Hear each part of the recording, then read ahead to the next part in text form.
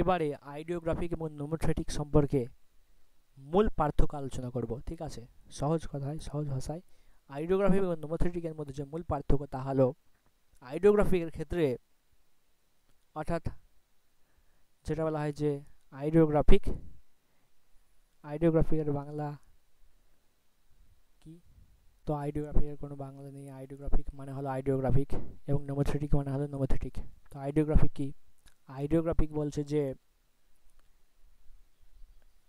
একটি সুন্দরবন অঞ্চলে শুধুমাত্র একটা নির্দিষ্ট বিশেষ অঞ্চল, অর্থাৎ সুন্দরবন, পৃথিবী যদি আমি দেখি যে সুন্দরবন অঞ্চল সম্পর্কে শুধুমাত্র আমি সেখানকার অঞ্চলের গবেষণা থেকে জানলাম সেখানকার পরিবেশ কেমন, সেখানকার আবহাওয়া কেমন, সেখানকার জলবায়ু কেমন, সেখানকার মানুষের ভূপ্রকৃতি, সেখানকার বিভিন্ন মানচিত্র, সেখানকার জেলে বা মাঝি বিভিন্ন ধরনের মানুষের সাথে কথোপকথনের মাধ্যমে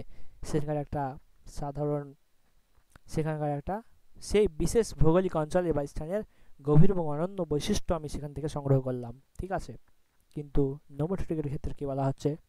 নোমোথেটিকের ক্ষেত্রে কিন্তু আমি পৃথিবীর বিভিন্ন অঞ্চল ঘুরে সেখানকার যে ক্ষয়, অর্থাৎ সেখানে উপকূলীয় অঞ্চল যে ক্ষয়ের কারণ সেগুলো সম্পর্কে আমি একটা গবেষণা করছি। শুধুমাত্র সুন্দরবন ম্যানগ্রোভ অরণ্যের আইডিওগ্রাফির ক্ষেত্রে সুন্দরবন ম্যানগ্রোভ অরণ্যের শুধু বৈশিষ্ট্য দেখছি, কিন্তু আমি পৃথিবীর যে বিভিন্ন উপকূলীয় অঞ্চল, সেই উপকূলীয় অঞ্চল এ ভূমিক্ষয়ের সাধারণ যে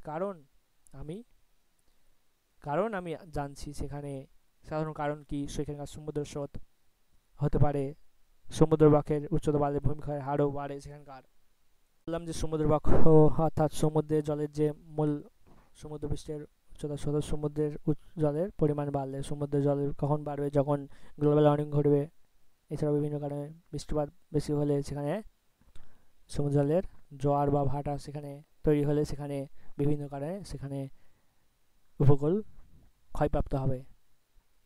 এই সকল বিষয় সম্পর্কে আলোচনা করার পর যে সর্বজনীন সূত্র আবিষ্কার করলাম। ঠিক আছে, যে সেখানে মূল পার্থক্য যেটা ফলাফল থেকে বোঝা গেল যে সাধারণ নিয়ম তৈরি করলাম যে সেখানে কি সমুদ্রের জল উপকূল অঞ্চলকে ক্ষয় করছে, শুধুমাত্র সমুদ্রের জলই সেখানকার মূল কারণ। সমুদ্রের জল সেখানে বিভিন্ন কারণে হতে পারে, ঝড় ভাটা বা বিভিন্ন কারণে সেই সমুদ্রের জলের প্রভাবেই কি হচ্ছে, ভিন্ন বিষয় অঞ্চলে একটি সাধারণ নিয়ম প্রতিষ্ঠা হলো না, সেই সাধারণ নিয়ম প্রতিষ্ঠায় হলো নোমোথেটিক অ্যাপ্রোচ, নোমোথেটিক।